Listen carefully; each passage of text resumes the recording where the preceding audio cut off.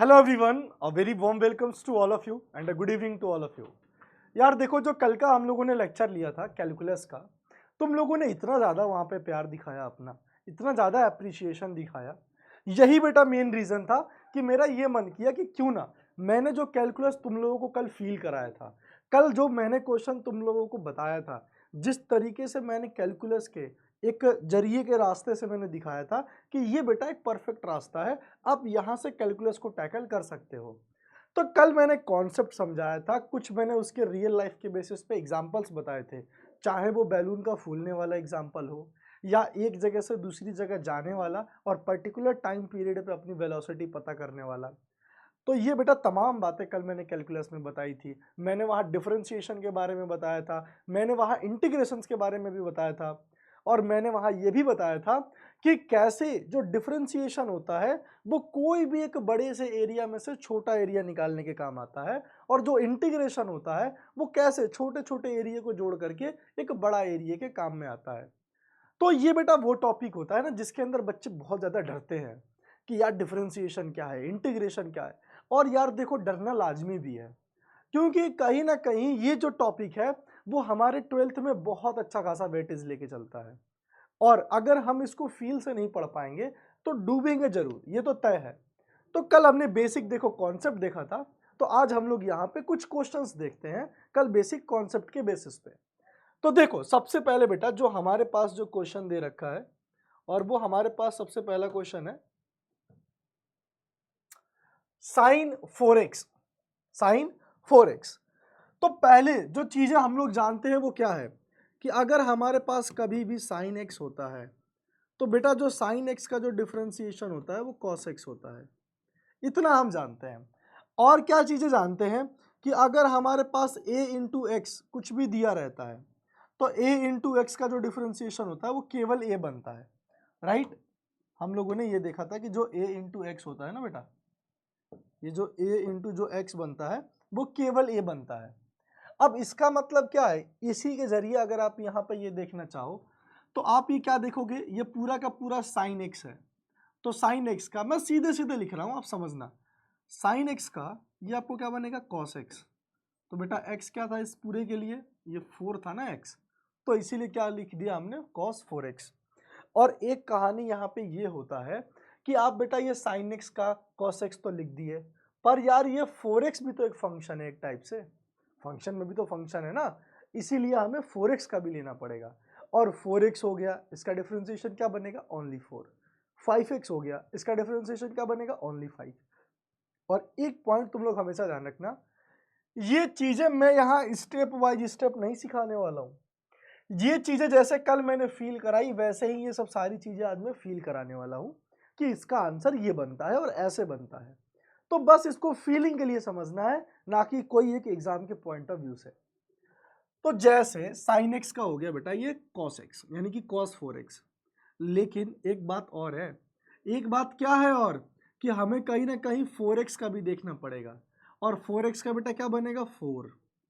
तो यार ये मैं 4 पीछे की बजाय मैं आगे लिख देता हूँ और ये मेरा आंसर बन जाएगा 4 cos 4x। तो बेटा ये भी एक इसका डायरेक्ट आंसर बन सकता है, 4 cos 4x। अब ये जितना इजी था ना, वैसे ही देखो cos 5x भी बन सकता है। cos 5x का बेटा क्या बनेगा, माइनस का sin x बन गया। अब ये 5x का क्या होगा, 5। तो बेटा मैंने यहाँ 5 ऐसे लिख दिया, या तो आप इसको ऐसे लिख दो, 5 ब्रैकेट में साइन 5x, राइट। आप इस चीज को बेटा ऐसे भी लिख सकते हो, कोई भी दिक्कत नहीं है। आगे थोड़ा समझने की कोशिश करें। आगे जैसे cos का माइनस साइन होता है वैसे ही tan रूट एक्स। अब मेरी ना यहाँ पे बहुत ही एक बारीकी से चीजों को समझने की कोशिश करना, ये जो कॉन्सेप्ट है ना रूट एक्स, तो रूट एक्स वाला बेटा कॉन्सेप्ट समझना, रूट एक्स का क्या कॉन्सेप्ट है, क्योंकि बहुत ही इंपॉर्टेंट है, जरूरी भी है। तो अगर हमारे सामने है रूट एक्स, तो बेटा रूट एक्स को मैं लिख सकता हूं एक्स की पावर 1/2।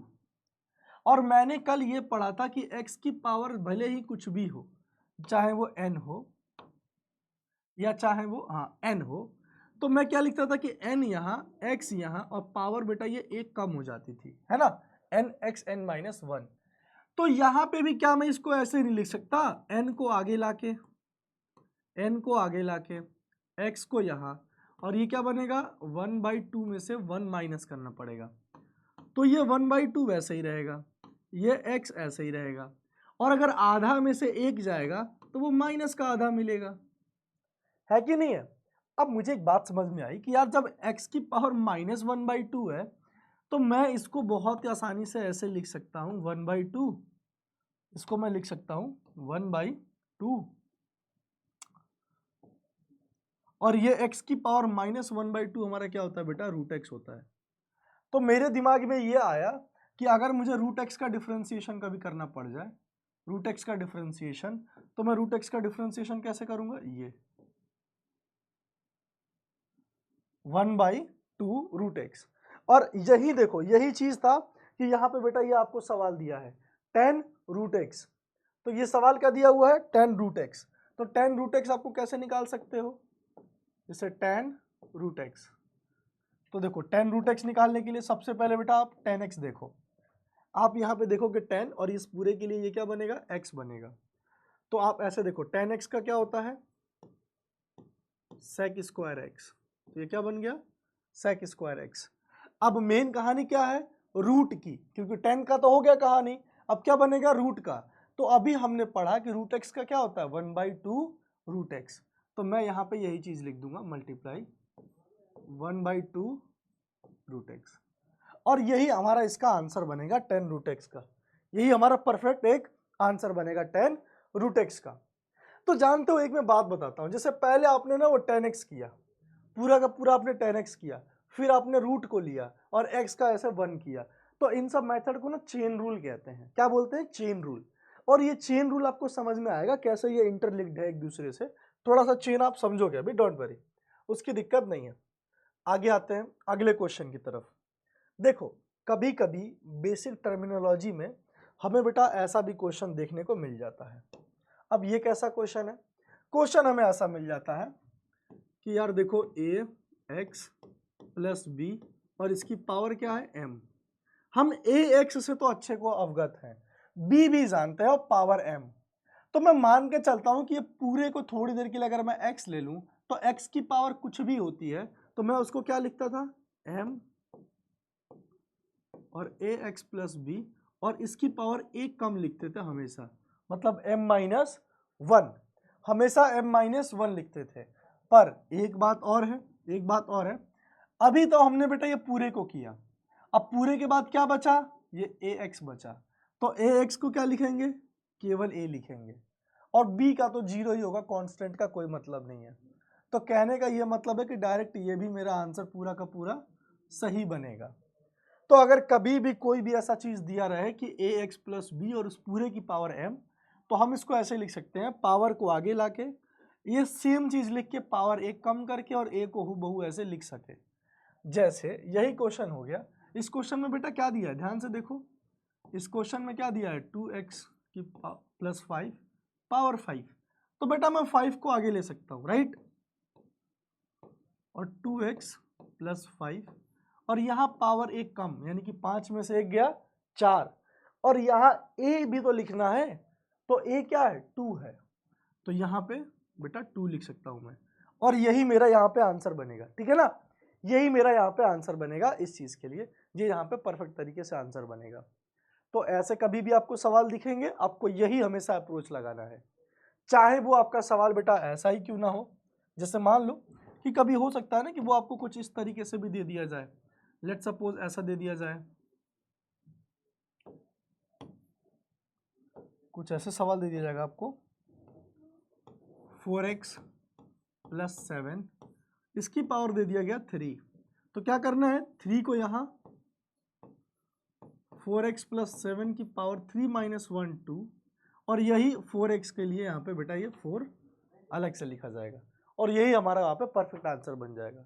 तो कहीं ना कहीं अगर आप बेसिक चीजों को भी पकड़ के चलोगे तो आप डिफरेंशिएशन के अंदर कभी मार नहीं खाने वाले हो, ठीक है। आगे देखते हैं, जैसे अब देखो जो भी हमारे सामने मेथोडोलॉजी है वो थोड़ी थोड़ी अलग अलग फंक्शन की है। याद है कल मैंने एक्सपोनेंशियल फंक्शन की जिक्र किया था और मैंने सब लोगों को होमवर्क में बताया था, याद है कुछ एक्सपोनेंशियल फंक्शन का कल मैंने जिक्र किया था। और एक्सपोनेंशियल फंक्शन का मैंने बताया था कि चाहे डिफरेंशिएशन हो चाहे इंटीग्रेशन हो, एक्सपोनेंशियल फंक्शन का डिफरेंशिएशन या इंटीग्रेशन वो पूरा का पूरा सेम ही रहता है, और पूरा का पूरा क्या है, सेम रहता है। और इसी के लॉजिक पे मैंने यहाँ पे आज कुछ क्वेश्चन लिया है तुम लोगों के लिए, ठीक है। तो देखो मान लो कि e की पावर x का डिफरेंशिएशन करना है, तो मेरा दिमाग तो साफ साफ बोल दिया कि e की पावर x का e की पावर x ही रहेगा, समझे। वैसे ही दो टर्मिनोलॉजी और है जो हमको पता होनी चाहिए अगर हम कैलकुलेशन की और कैलकुलस के बेसिक पे हैं। जैसे a की पावर x का बेटा बनता है x log a। अब ये log क्या है, तो log एक लॉगरिथम फंक्शन होता है, और लॉगरिथम फंक्शन के बारे में हम बहुत ही डिटेलिंग में पढ़ेंगे कैलकुलस के अंदर कि कैसे जो log होता है वो हमारे कैलकुलेशन को आसान कर देता है।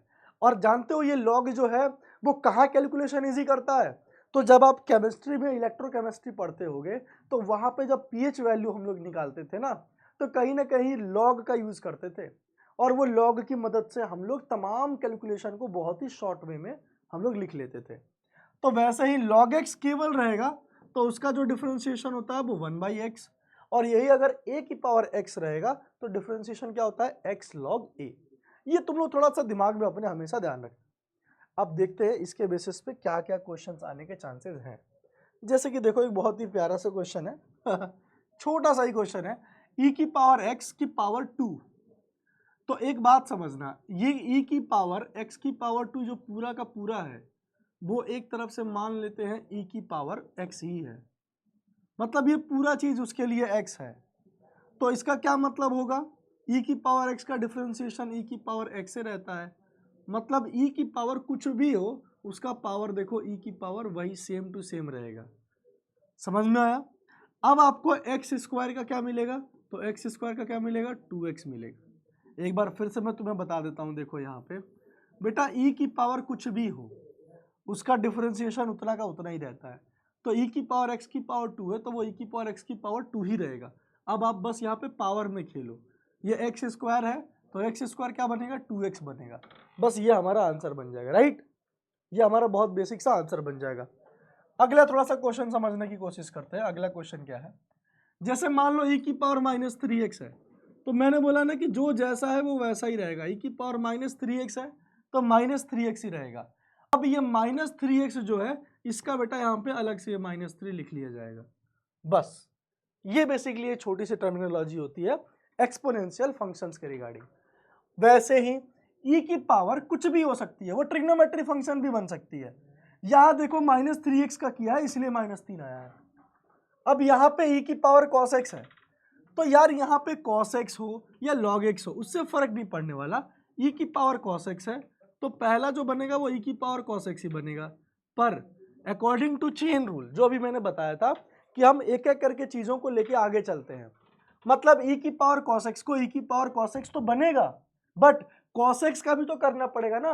We have to do differentiation of cos x। तो जब cos x का करेंगे तो cos x का डिफरेंशिएशन क्या बनेगा, माइनस का sine x, and which is a right answer. और यही हमारा बेटा राइट आंसर होगा। तो कहीं ना कहीं इस तरीके से अभी मैंने क्या किया, बारीकी से लेके चल रहा हूं। कल मैंने कैलकुलस को फील कराया, आज मैं कैलकुलस के लेवल 1 पे चीजों को लेके चल रहा हूं कि लॉगरिथम फंक्शंस क्या है, एक्सपोनेंशियल फंक्शन क्या है, इनके बेसिस पे मैंने क्वेश्चंस लिया, नॉर्मल ट्रिग्नोमेट्री के बेसिस पे मैंने क्वेश्चंस लिया। तो ये तमाम चीजें आपको ये फील कराई जा रही है धीरे धीरे कि जिस लड़ाई के लिए आप जा रहे हो ये आपका वो हथियार है जहां पे ये आपके हथियार के वेपन को धार दी जा रही है। समझ रहे हो ना, आपकी वहां पे धार यहाँ पे तेज करी जा रही है। कुल मिला के बेटा ये बात है।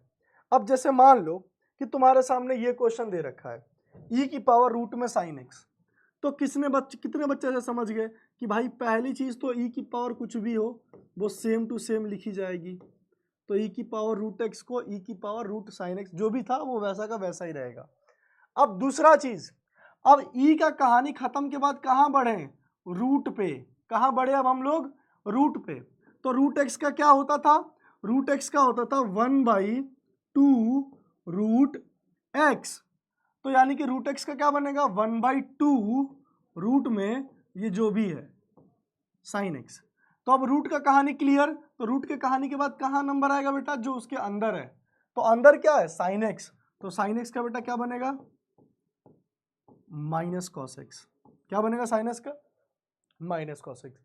तो इस तरीके से पोस्टमार्टम करना आना चाहिए। पहले ई का पोस्टमार्टम हुआ, फिर रूट आया, तो रूट का क्या होता है रूट एक्स का 1/2 रूट एक्स, तो सेम टू सेम।